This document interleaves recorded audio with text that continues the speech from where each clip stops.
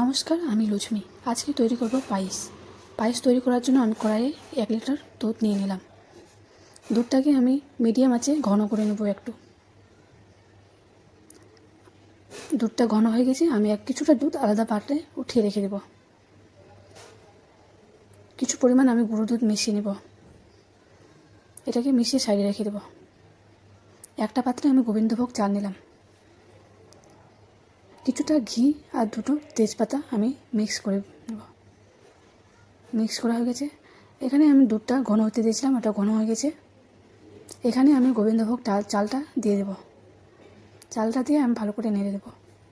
এখানে কিছুটা কাজু কিশমিশ জল দিয়ে ভিজাতে রেখে দিলাম।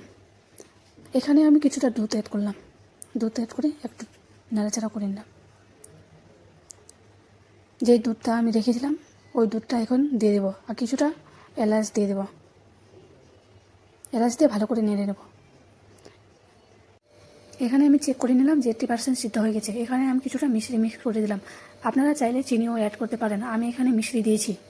আর আমি নেড়ে নেব একটু। তারপরে কিছু পরিমাণ আমি একটু সল্ট মিক্স করে নেব টেস্টের জন্য, এখানে ভালো হবে তাই। এখানেও একটু নেড়ে নিলাম। যে কাজু কিশমিশটাকে আমি এখানে ঘি দিয়ে ফ্রাই করে নেব। ফ্রাই করার পর আমি পায়েসের মধ্যে দিয়ে আমি মিক্স করে নিলাম। আমাদের ক্ষীর রেডি। Thank you.